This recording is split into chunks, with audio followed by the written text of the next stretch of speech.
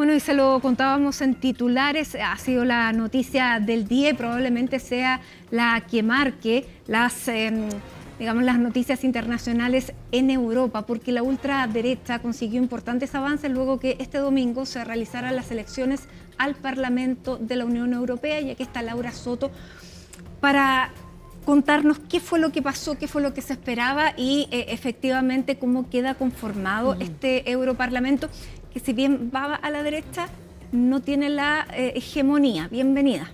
Hola, ¿qué tal, Mati? Buenas tardes. Sí, como tú bien lo decías, si hablamos en términos generales de lo que queda la composición del Parlamento Europeo, lo que es la ultraderecha sigue manteniendo más o menos relativamente igual, sin muchos cambios, los escaños que obtuvo en las elecciones de 2019. Ahí tenemos una división entre dos fuerzas, dos coaliciones, que serían finalmente las más importantes en términos de extrema derecha, que es por un lado Identidad y Democracia, que se reconoce como el grupo, por ejemplo, de la ex candidata a la presidencia Marine Le Pen, que recordemos que ella pierde las elecciones en Francia frente a Emmanuel Macron en 2022.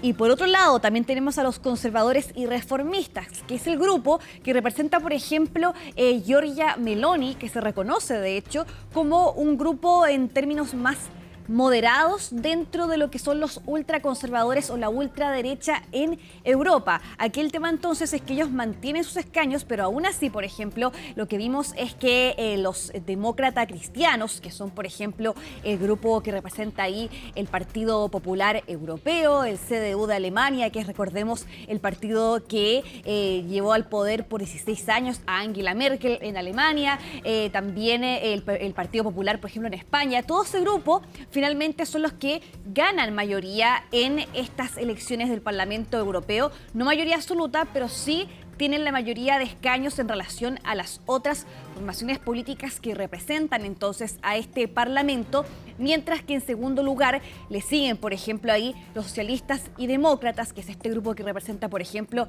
a la socialdemocracia de Olaf Scholz en Alemania, también al Partido Socialista Obrero Español en España y así. Pero aún así, lo que se ve aquí, por ejemplo, es que si se habla en países particulares donde la ultraderecha ha tenido un alza, que vamos a seguir desarrollando eso más adelante, es Francia y Alemania.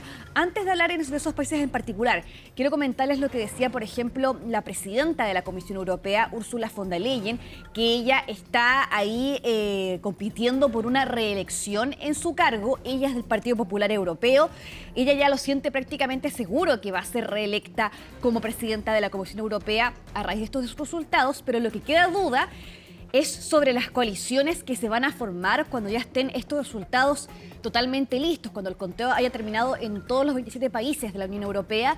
Finalmente, ¿cuáles van a ser las fuerzas que se van a unir? Y vimos que en la campaña electoral, por ejemplo, Ursula von der Leyen ahí coqueteó con la ultraderecha de Giorgia Meloni en Alemania, por lo cual ahí también queda la duda si es que finalmente va a formar alianza o no con ella eventualmente. Pero aún así, en su discurso luego de estos resultados, ella también hacía un llamado hacia el centro político. Pasemos a escuchar esas palabras.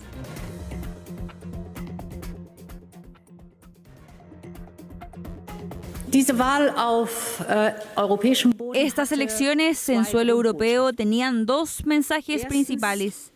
En primer lugar, todavía hay una mayoría a favor de una Europa fuerte en el centro del espectro político. En otras palabras, el centro se ha mantenido. Pero también es cierto que los extremos en la izquierda y la derecha han ganado apoyo. Y por eso este resultado también conlleva una gran responsabilidad para los partidos del centro. Puede que no estemos de acuerdo en algunos puntos, pero todos queremos una Europa fuerte que sea capaz de actuar. Bien, Ursula von der Leyen, para que ustedes se ubiquen en el espectro político, es de la centro-derecha, centro-centro-derecha, del partido también de Angela Merkel, CDU en Alemania, y por supuesto de esta coalición europea, Partido Popular Europeo, también ahí lo representa, por cierto. Y entonces yo les decía, y queda la duda si es que finalmente cuáles van a ser las coaliciones que se van a formar en el Parlamento Europeo para finalmente poder tomar estas decisiones que tienen que ver con quién va a liderar la Comisión Europea, también quién va a liderar la parte de política exterior, ¿no es cierto?, de la Unión Europea. Son decisiones que se van a tomar cuando ya estén decididos definitivamente estos escaños que van a conformar el Parlamento Europeo. Entonces, comentarles ahí de que también Ursula von der Leyen hace un guiño también a los liberales y a los socialistas, pero de todas formas estos dos grupos no estarían dispuestos a conformar coalición, por ejemplo, con la ultraderecha de Giorgia Meloni, así que eso está en ese sentido por verse. Pero comentarles entonces también, son 720 los escaños entonces del Parlamento Europeo y la mayoría absoluta es de 361 escaños, así que ahí también hay que ver cuáles van a ser las conformaciones ahí que se van a desarrollar en las próximas negociaciones. Ahora vamos por el caso particular de Francia, porque ese sí que ha llamado la atención y es lo que ha sucedido entonces con el triunfo también del partido Agrupación Nacional, que es el de la ex candidata a presidenta Marine Le Pen, esta figura de la ultraderecha francesa muy conocida ya desde hace años de carrera política, y finalmente ella gana, su partido gana con alrededor del 31% de los votos y son más de 15 puntos porcentuales por encima de la coalición oficialista, que es por cierto la que representa ahí al presidente Emmanuel Macron. A raíz de estos resultados es que finalmente el presidente francés lo que hace es disolver la Asamblea Nacional, que es la Cámara Baja del Parlamento francés, y adelanta los comicios legislativos que van a desarrollarse ahora el próximo 30 de junio en primera vuelta y en segunda vuelta el 7 de julio, lo cual es bastante arriesgado porque si es que, por ejemplo, digamos el caso posible de que vuelva a ganar la ultraderecha francesa en estos comicios, ahí enfrenta el riesgo Emmanuel Macron de tener que finalmente gobernar a través de la cohabitación, que es un término que se utiliza en Francia cuando, por ejemplo, el jefe de Estado y el jefe de gobierno gobiernan, por supuesto, en un mismo gobierno, valga la redundancia, pero siendo de distinto signo político, lo cual entonces podría traer a la ultraderecha al poder como un primer ministro, por ejemplo, y también parte del gabinete ministerial de Macron conformarse por parte de la ultraderecha, que es algo que ha sucedido solo 3 veces en la Quinta República Francesa, la última entre el 97 y 2002. Pasemos a escuchar lo que decía Macron al tomar esta decisión de adelantar las elecciones.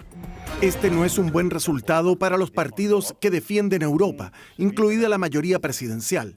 Los partidos de extrema derecha, que en los últimos años se opusieron a tantos avances impulsados por nuestra Europa, ya sea la recuperación económica, la protección común de nuestras fronteras, el apoyo a nuestros agricultores, el apoyo a Ucrania, estos partidos están logrando avances en todo el continente.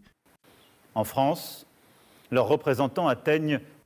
En Francia, sus representantes han obtenido casi el 40% de todos los votos. Para mí, que siempre he considerado que Europa es unida, fuerte, independiente y buena para Francia, esta es una situación que no puedo superar. El ascenso de los nacionalistas, de los demagogos, es un peligro para nuestra nación, pero también para nuestra Europa, para el lugar de Francia en Europa y en el mundo. Fíjate, Mati, que ahí en la ultraderecha francesa se levanta un personaje bastante importante, quien es Jordan Bardella, quien es el presidente de Agrupación Nacional, por supuesto que aliado de Marine Le Pen, tiene tan solo 28 años y lo que se estima es que, por ejemplo, para las próximas elecciones de 2027, si es que finalmente llega a la presidencia, digamos, Marine Le Pen, si es que se postula finalmente, él podría ser el nuevo primer ministro, o en el caso de que se genere esta cohabitación, él también podría ejercer como el primer ministro de Macron incluso. Así que ahí también se levanta esa posibilidad con esta nueva ultraderecha francesa. 28 años, impresionante. Imagínate, sí. Bien, Laura Soto, muchísimas gracias por esta información que vamos actualizados con lo que está ocurriendo en el Parlamento Europeo. Y hasta ahora entonces hacemos una pausa. Vamos a seguir al regreso conversando de lo que ha ocurrido en Europa. No se vaya, siga junto a nosotros.